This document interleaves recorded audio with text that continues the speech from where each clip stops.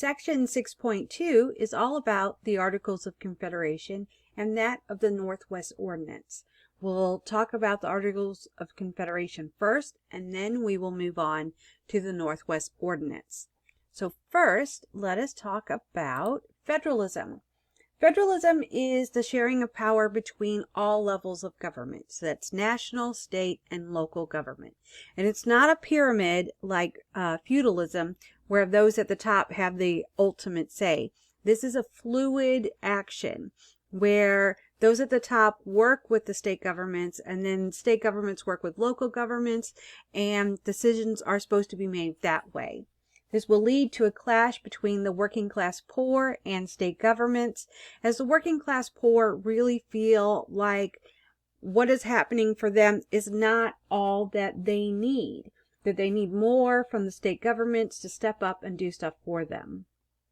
The Articles of Confederation and Perpetual Union are the first constitution that the United States will have. Our U.S. Constitution will be written later as a result of the Articles of Confederation not being strong enough to support what the national government needs to do. It'll be drafted on June 12, 1776. It will be sent to the states in November of 1777, but it will not be until 1781 that they have enough individuals, enough states signing off on it and ratifying it, that it will become an actual governing document for us.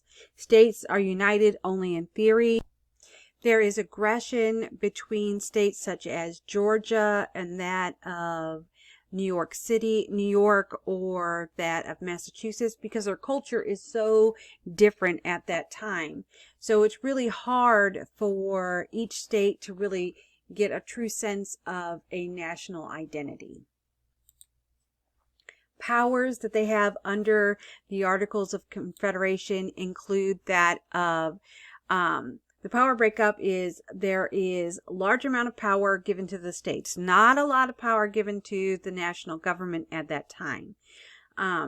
Powers that they have is they're capable of making war, negotiating diplomatic agreements, resolving issues regarding Western territories.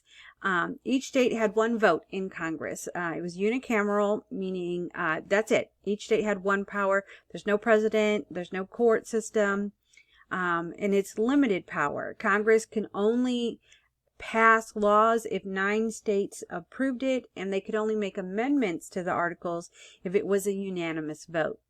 This is going to lower property qualifications as well, so that any male over a certain age, if you were a taxpayer, you could then vote.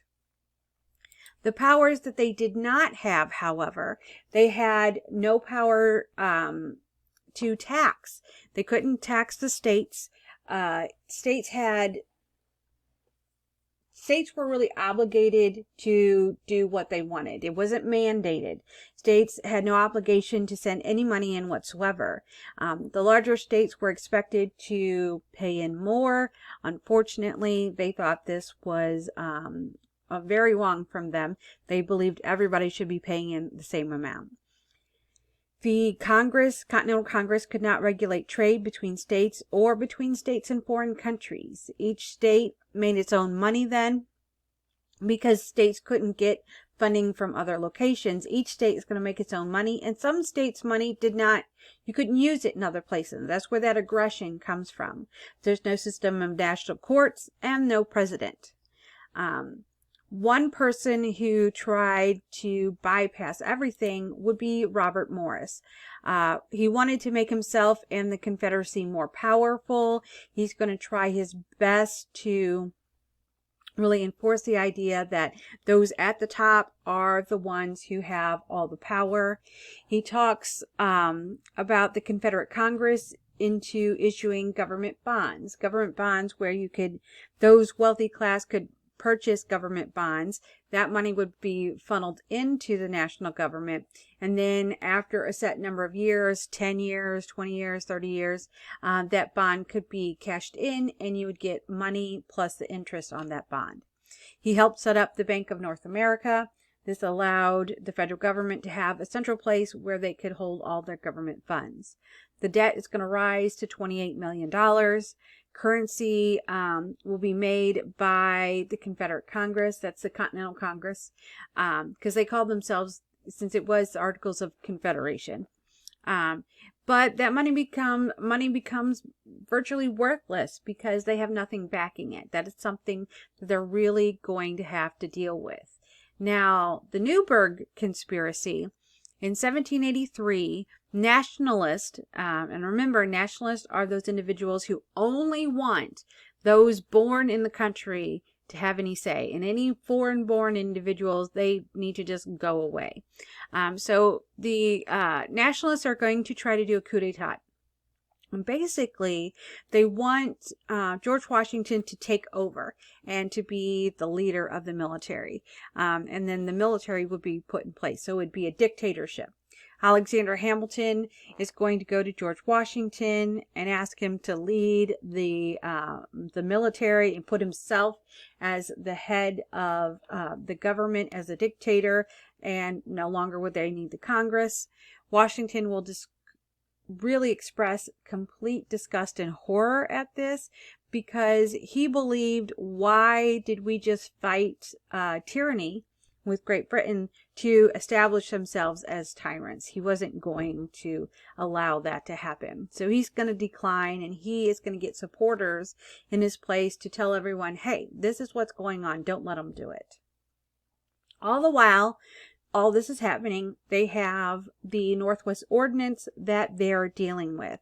So we have the land policy. With the Treaty of Paris in 1783, it's going to double the size of the country. And as you can see, all this yellow area, that's what we're going to gain through the Treaty of Paris 1783. It's going to extend to the boundary of the Mississippi River, so Atlantic Ocean to Mississippi River, and then the Great Lakes down to the Gulf of Mexico. That is going to be the territory and states. And they're going to break up this territory into 14 sections. So there are 3 ordinances that are going to come about, and the 14 sections, as you can see here, Sylvania, Michigania, Illinois. So all of these are going to establish themselves as the different territories. The Land Ordinance of 1784 is going to map out the area. All unmapped area would be divided into 14 self-governing territories, which I just showed you. All adult males that were white could vote, hold office, and also to help territorial constitutions. When a territory's population equaled that of the smallest state, they would be eligible for statehood. So basically, Rhode Island, once you had enough people to equal the population of Rhode Island, then you could apply for statehood. Now, the Land Ordinance of 1785, a year later, that's going to set up the grid system where townships are equal to 36 square miles. And as you can see, each of these squares is going to be broke up into 36 squares, each a mile square, and then those could be broken down into smaller sections. But in the beginning, they're going to be sold off in 640 acre sections. So that's a square mile. Of this 36 square, one of them had to be reserved for schools. One of them had to be reserved for municipalities, such as a county seat. And then 4 would be pulled off aside to be sold later down the road. The one we truly know about is the Northwest Ordinance. The key principles are territories are subordinate to states.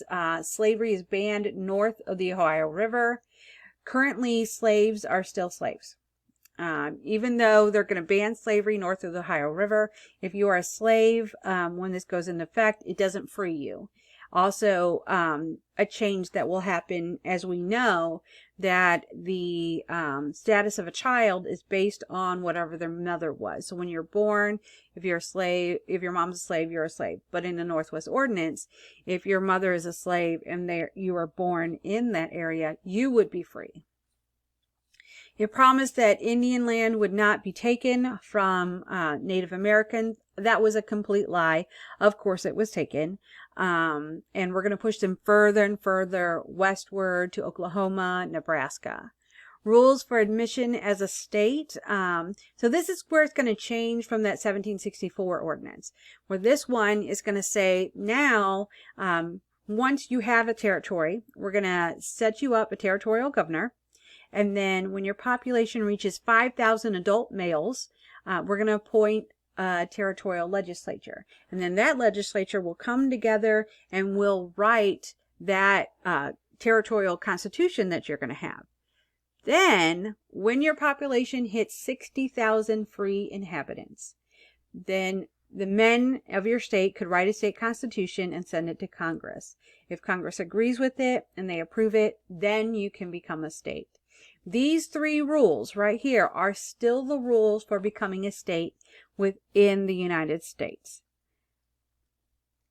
That's all for 6.2. So going forward, just go on to 6.3. Thank you.